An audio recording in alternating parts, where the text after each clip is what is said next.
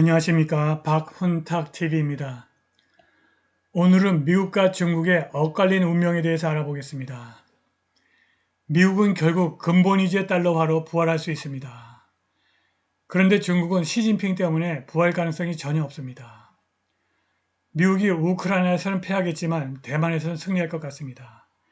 방송 전에 한 말씀 드리겠습니다. 여러분들 잘 아시다시피 제 방송에는 광고가 잘 들어오지 않습니다. 들어와도 단가가 낮은 광고만 들어옵니다. 여기 후원 계좌 있습니다. 자율구독료 부탁드립니다. 구독, 좋아요, 알람 설정 부탁드립니다. 글로벌 초강대국 미국과 중국이 모두 공경에 처해 있는데 미국은 여기서 벗어날 수 있으나 중국은 붕괴할 수밖에 없는 운명에 처해 있습니다. 지금 미국은 군사적으로 경제적으로 심각한 공경에 있습니다. 주류 언론이 전하는 바와 달리 미국은 우크라이나 대리전에서 완전히 실패하고 있습니다. 워싱턴 포스트는 화요일 미국 관리들이 우크라이나가 큰 손실의 위험에도 불구하고 러시아의 방어선에 대한 대규모 공격을 시작해야 한다고 믿고 있으며 우크라이나의 반격 전술을 비난하고 있다고 보도했습니다. 이 보도는 우크라이나의 반격 속도가 블라디미르 젤렌스키 대통령 정부가 할 수 있을 만큼 강력한 타격을 가하지 못할 수도 있다는 서방 세계의 우려를 불러일으켰다고 말했습니다. 미국과 다른 서방 국가들의 불만은 우크라이나가 보병, 장갑차, 포병을 통합하는 제병 합병 전술을 사용하지 않는다는 것입니다. 대신 우크라이나는 포병에 의존하고 소규모 엔지니어 팀을 보내서 지뢰밭을 제거하고 있는데 우크라이나 관리들은 불필요한 인명 손실을 방지하기 위해서 그렇게 하고 있다고 말합니다.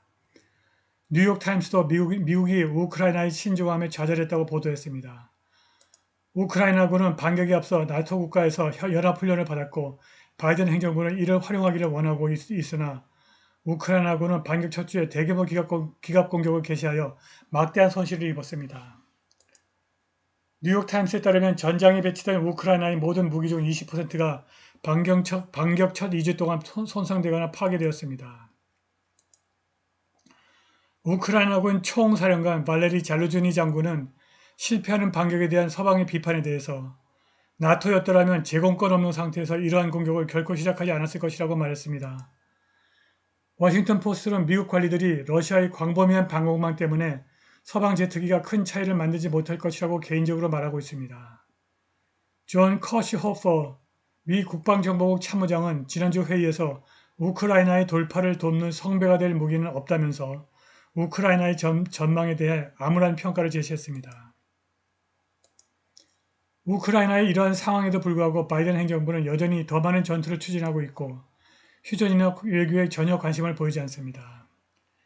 마크 밀리 합참의장은 화요일 반격이 실패가 아니라고 주장했습니다. 우크라이나는 상상을 초월하는 막대한 규모의 병력 손실 때문에 더 이상 강력한 반격을 할 수가 없습니다.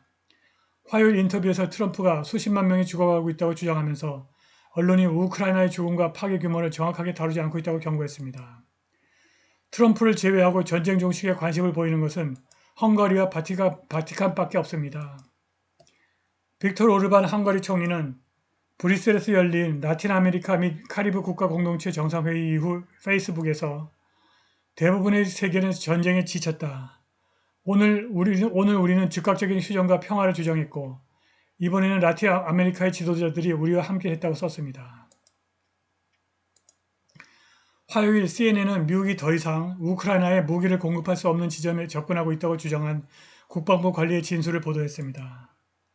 전 세계적으로 미국이 비축하고 있는 일정 수준의 군수품이 있는데 이는 본질적으로 군대가 포기할 수 없는 비상 예비품이다. CNN은 미국 관리들이 미국이 한계선에 가까워지고 있다고 믿고 있다고 설명했습니다. 브릭스가 8월에 발표할 것으로 예상되는 글로벌 근본위 통화가 달러 가치를 완전히 붕괴시킬 것이라는 일반적인 예측과 달리 오히려 달러 가치를 강화하여 미국을 경제적 공격에서 구해낼 수 있습니다. 미국 미제스 연구소가 7월 7일 브릭스가 무역 및 금융을 위한 새로운 국제 통화를 만들 계획을 실행할 것이라는 금융시장 매체를 인용하면서 브릭스의 새 통화가 금에 의해서 지지를 받게 될 것이라고 덧붙였습니다. 브릭스 국가의 목표는 미국 달러에 대한 경제적 정치적 의존도를 낮추고 미국 달러 제국주의에 도전하는 것입니다. 이를 위해서 그들은 상업 및 금융 거래를 위한 새로운 국제 통화를 만들어 미국 달러를 대체하려고 합니다. 브릭스 금은 브릭스 국가와 무역 파트너가 국제 무역 및 금융거래의 국제통화로 사용할 수 있습니다. 새로운 사실상의 금통화는 물리적으로 주저할 필요는 없지만 필요에 따라 상환할 수 있는 동시에 회계 전용 단위로 유지될 수 있다고 합니다. 브릭스 금을 국제 무역 및 거래 통화로 사용하면 광범위한 결과를 초래할 가능성이 큽니다. 첫째, 미국 달러, 유로 등으로 측정되는 금 가격뿐만이 아니라 브릭스 국가의 통화 가격도 상승하여 현재 수준에 비해서 금 수요가 급격하게 증가할 것으로 예상됩니다.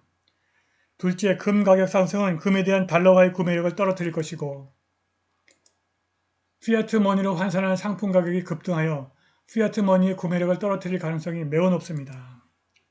세 번째, 브릭스 국가들은 무역 흑자를 운영하거나 운영할 정도까지 금 보유고를 축적할 것입니다.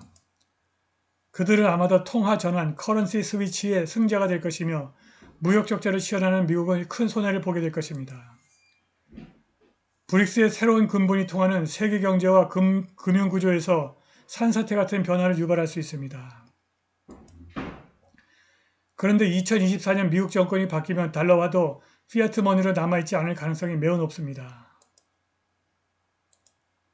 트럼프가 재임 시절 근본위주의자를 연준 이사로 지명한 바 있어 그가 대통령이 되면 달러화를 근본위제로 바꿀 가능성이 매우 높습니다. 심지어 공화당 기부자들의 지원을 받고 있는 로버트 케네디 주니어는 대통령이 되면 달러화를 비트코인으로 지지하겠다고 선언했습니다. 브릭스의 근본위 통화가 달러화를 건전하게 만들어서 미국을 경제적 공경에서 구해낼 것입니다.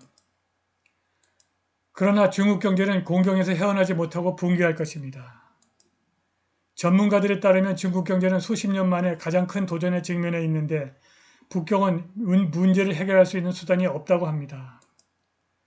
6월 소비자 물가지수는 전년 동기 대비 보합 5월에 비해서 0.2% 하락했고 생산자 물가지수는 2022년 6월 대비 무려 5.4% 하락해서 5월에 4.6%보다 더 큰 폭으로 하락했습니다.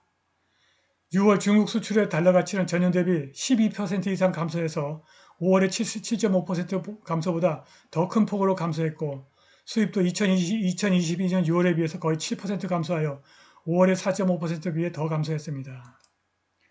이렇게 깊은 디플레이션은 중국의 경제 규모가 매년 봉이로 크게 줄어든다는 것을 의미합니다. 중국 경제는 끝났습니다.